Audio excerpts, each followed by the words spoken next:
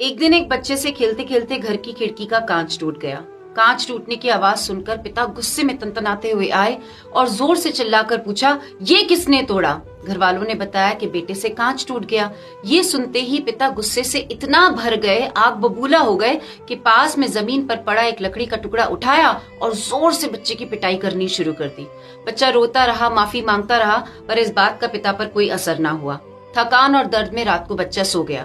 जब सुबह उठा तो उसके हाथ पूरे नीले पड़ चुके थे। ये देखकर घबराहट में माँ की चीख निकल गई। चीख सुनकर पिता भी वहां आ गए। बच्चे को अस्पताल ले जाया गया तो डॉक्टरों ने कहा कि वो लकड़ी के टुकड़े में पुरानी जंग लगी हुई कीलें थी, जिससे हाथ में जहर फैल गया और डर ये था कि कहीं हाथों से जहर पूरे शरीर में ना फैल जाए। तो उसका एक ही हल था कि बच्चे के हाथ काट दिए जाए। आंसुओं में डूबकर पिता ने इस बात की इजाजत दे दी।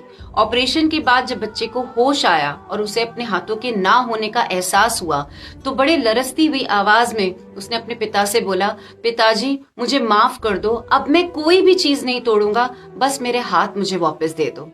आत्मग्लानि में वो पिता इतना डूब गया कि अस्पताल की बिल्डिंग से उसने कूदकर जान दे दी। दोस्तों, एक लम्हे का गुस्सा पूरी जिंदगी का पछतावा बन सकता है। किसी से कोई गलती हो जाए तो थोड़ा बर्दाश्त कर लीजिए, थोड़ा बड़ा दिल रखकर उसे माफ कर दीजिए।